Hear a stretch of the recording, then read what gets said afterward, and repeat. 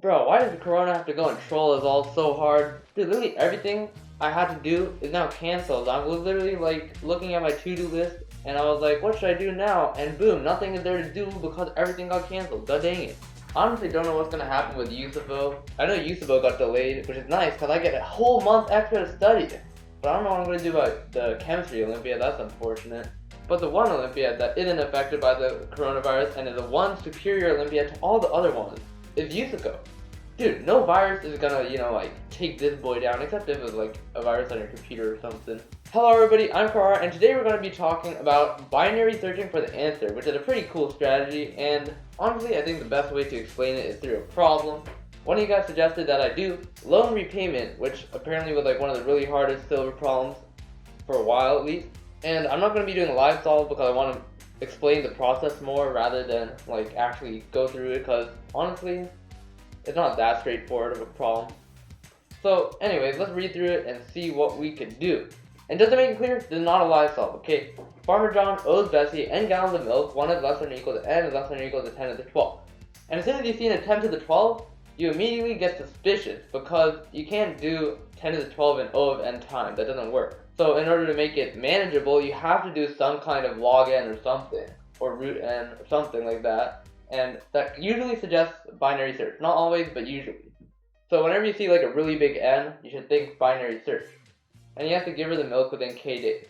But he doesn't want to give it too quickly, so he basically at least gives her gallons each day.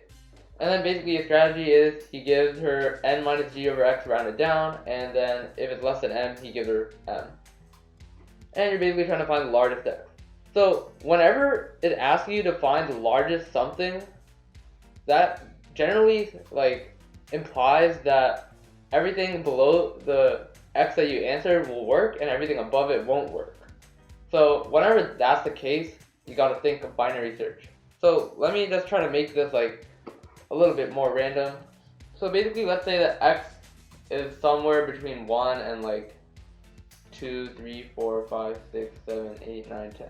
So let's say that we know that x is between 1 and 10. Then basically, if we know that everything less than x works, right? Because like, if you have a smaller x, you give her more milk, so you're guaranteed to be able to do it if you're able to do it on the greater version. So let's start with the range, right? We start with the range including everything, because we know that our answer is within this range. Then basically what we do for binary search is we look at this one and we're like, okay, does it work or does it not work? So let's say that 5 does work. That means that the largest one that works is going to be either 5 or something greater than it, because we know that 5 works, so none of these guys could be the greatest one. Then we look at whether 7 works, and we're like, no, 7 does not work, so that means that the largest one that works, we know that none of these work, so that means it has to be between 5 and 6. And then eventually what binary search does is it eventually reduces it down to a single number, and then that's your answer. Now, binary search always works really well when you're given a really big number, and it's easy to check whether each one works. Because then you basically take log n in the number of possible answers there are, times the amount of time it takes you to check whether the answer works. So now that we have this basic idea, what we gotta do is we basically gotta like figure out how to check whether each one works. Whether an x is too big or too small, or whether it's just right. So basically you could think about it this way, right? You have a bar from 0 to n, and you eventually want to give Bessie n, and you start from 0. So the first time you like cut off a chunk, then you cut off a smaller chunk, then you cut off a smaller chunk, and then you keep cutting off smaller chunks until eventually your chunks become so small that they're m size, and then you just keep giving m size things to Bessie until you're done. So we know that this like thing is decreasing, right? And basically we want a fast way to check whether or not we'll eventually get there. However, it could take up to k days, and k could be 10 to the 12, so if we just went through each day and checked like whether or not it reaches the end, then that's just gonna take way too long. So we gotta be a little bit smart about it. Now the way you could think about it is there are points at which y changes, which y is like how much you give Bessie, right? So let's say you have like 10 and then your x is 3, let's say. Then you originally give Bessie 3, right? Then the second time you're left with 7 left, and then you give her 2. And then you give her, you're left with 5, and then you give her 1, and then you give her 1 for the rest of the time until like eventually it goes to 0, but whatever, that doesn't matter. Or it gets to M or whatever. So basically there are some transition points, right? See, it transitioned from 3 to 2, and then transitioned to 1, and then it had 1 a bunch of time, and then eventually transitions to 0 once you get less than 3. So why don't we divide this N stuff up into zones, right? So we know from 0 to 2, it's gonna like split it up into blocks of 0, right? We know from 3 to 5, it'll split it up into blocks of 1, and then from 6 to 8, it'll split up into blocks of 2, and then from 9 to 10, it'll split, like 9 to 10 left to give, it'll split up into blocks of 3. So basically we know the minimum block size that we could give her is 1, right? Okay, so let's say we were able to figure out like how many days it takes to get past this block, how many days it takes to get past this block, and how many days it takes to get past this block in like all of one time. We were able to do it really fast. Then it basically just matters how many of these blocks that we go through, and that'll be our time. And we want that to be pretty small. So let us try to prove like the number of blocks that we'll have to take care of. So let's try to think of like the smallest block we could start with. We start with 1, right? That's the smallest block we could possibly give to Beth. Then we give 2 in the next block, then 3, and so on and so forth. And basically, eventually we want this to equal to n. So let's say this plus k is equal to k squared, basically, is approximately k squared is equal to n. So basically, the maximum this could be is around like root n, basically. And root of 10 to the 12 is 10 to the 6, which is very doable for us. So basically, if we use this block method, then we only go through at most root n blocks, basically. And that means we can do it fast enough. So in other words, we basically say, okay, this is a block of size 3, right? This gives you a block of size 3. And then you're saying, we start from here, and we know that the boundary of our current block is here. So we go past the boundary of our current block, so we just say plus 1 day. And then it's 2, so that'll be 5. And then that also cuts past the block, so that'll be plus 1 again. And then let's say that m is 1, right? So then we know that the rest is going to be 1, so we just take however much is left, which is 5, and then we divide by 1, so we have 5. So basically, we found out that it takes 7 days to do this. So basically, if we do x is equal to 4, we have less blocks. Then it basically goes from 0 to 3, 4 to 7, and then 8 to 10. And our first block is going to be 10 over 4, which is going to be 2. So it exactly fills up our first block. Then we go to our 1 blocks, right? And basically we know that 1 is our minimum, so we take however much is left, which is 8, and we divide it by 1, and we get 1 plus 8, and we know that it takes 9 days. So we're going to use this strategy, and I think we're ready to code it up. And as long as like this number that we calculate here is less than k, our x is legit. Okay, I know that wasn't like completely clear, but hopefully it's more clear when I do the coding. Let's do it. REPL.it. Alright, and then we gotta make a new REPL. What's it called? Loan. Alright, let's do all our f streams. It's gonna be epic.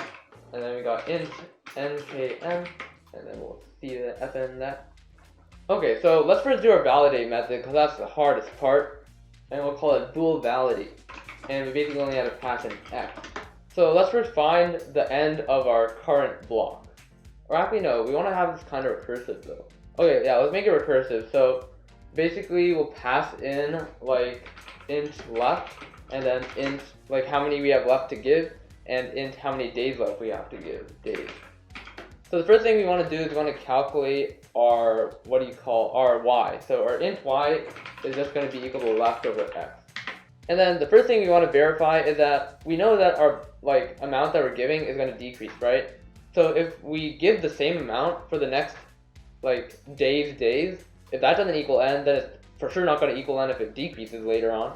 So we will just validate that. If y times days is less than left, then we are going to return false.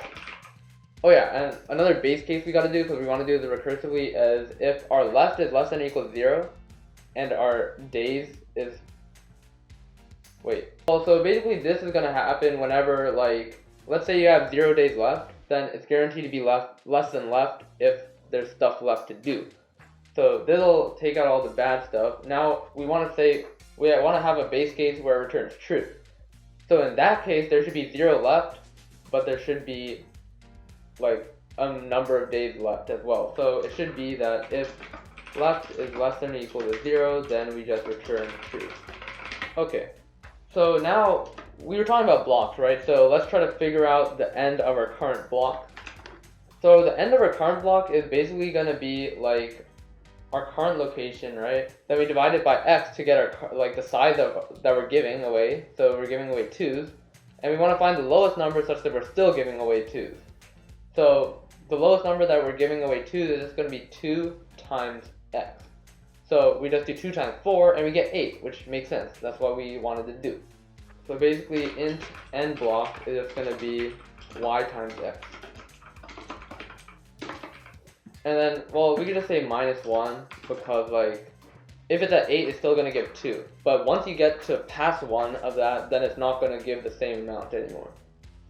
Actually, yeah, that should be fine. I could let it leave it as x, y, and then we could add 1 later if necessary.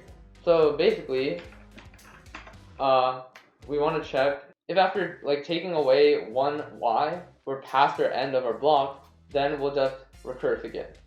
So if left minus y is less than end block, we'll recurse.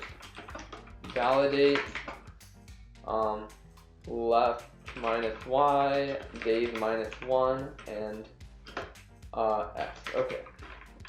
However, if it doesn't go past our end block, we basically have to see how much we need. Wait, shoot. Hold on, wait, we can do this even better. Okay. Oh wait, I did this wrong in the example.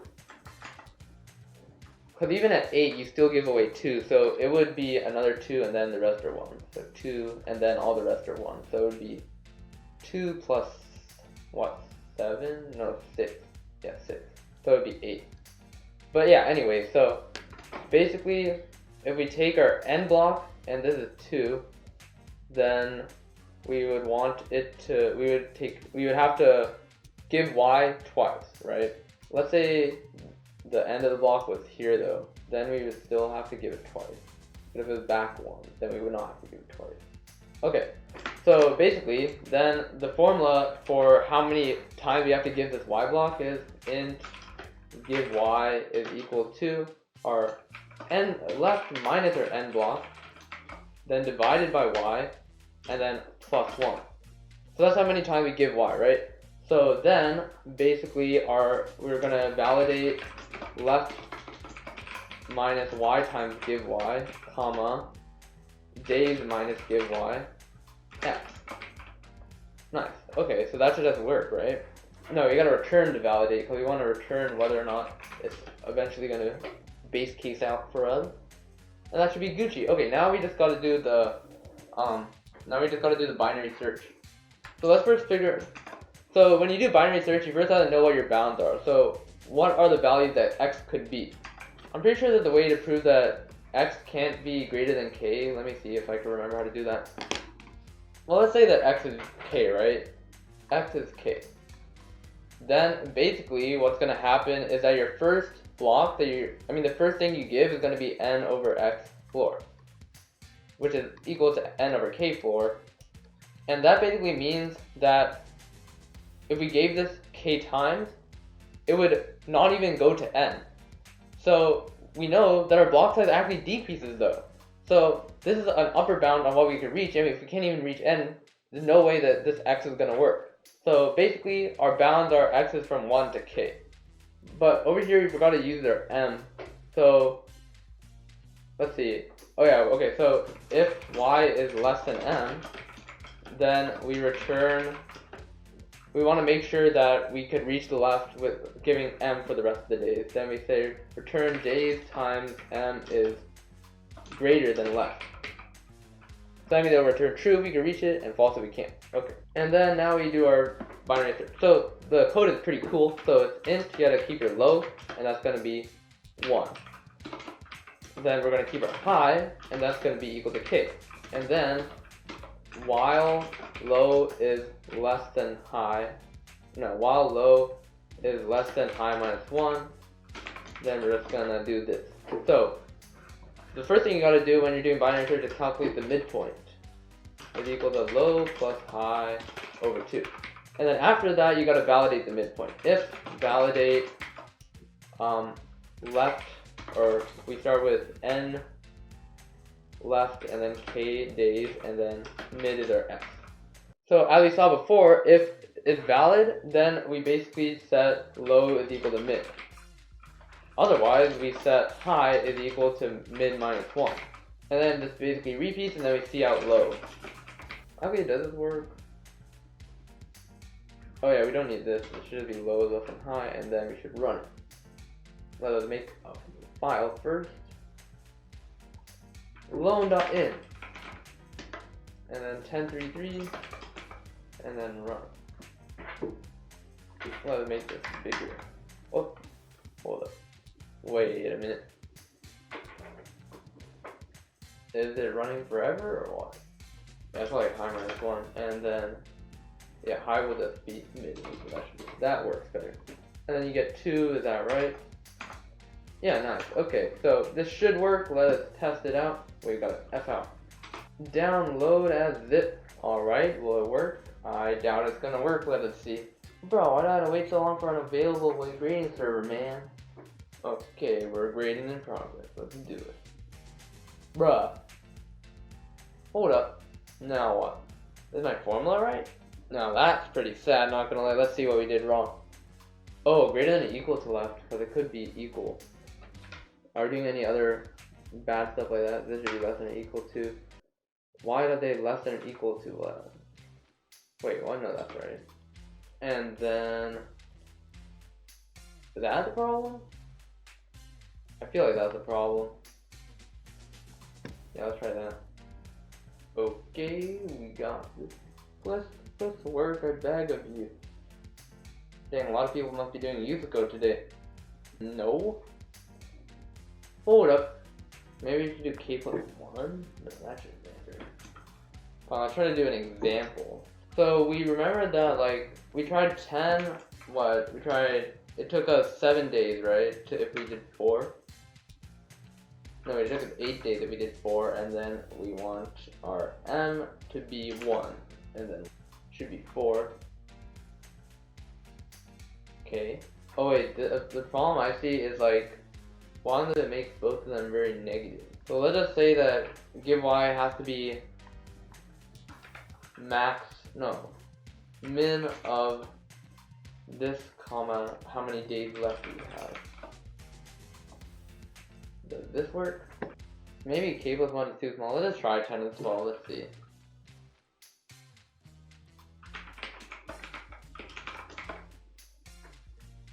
And we will use hashtag include math.h.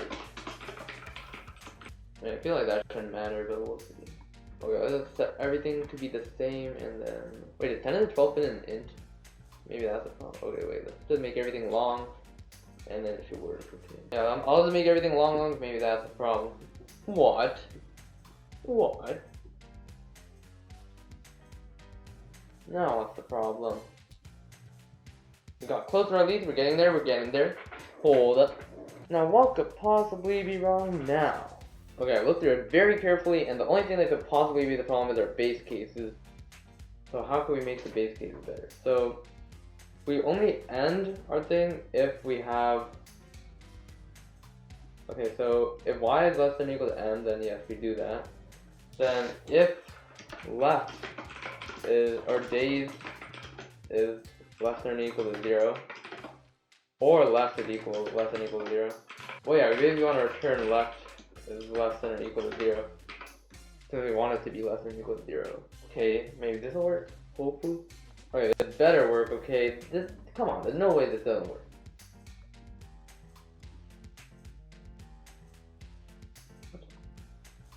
Bro, I forgot to change this one thing to a long one. If that was the problem, I'm gonna be so triggered. Holy moly. Holy moly, that was a problem. Oh my god. Bravo. Okay. I guess the lesson here is you should actually change everything to long longs when you say you're gonna change it to long longs. Come on, come on. Okay, well, I guess the coding for that was kind of yucky. Dude, it's not even that bad. How did I mess it up? Oh, okay, whatever. Yeah, we're good. We succeeded. Okay.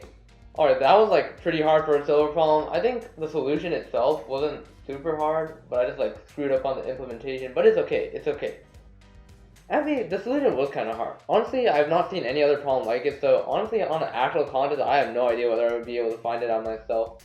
But anyway, that's how you do it. And I think binary searching for an answer is like a super useful skill, and like a good problem, like an easier problem to like demonstrate this would be convention. I'm not sure what year it's from, but like yeah, you could check it out. I think it's from 2018 December if I remember correctly. But yeah, thank you guys for watching. As always, if you enjoyed the video, leave a like and subscribe for more. Thank you guys for watching so much, and see you guys next time.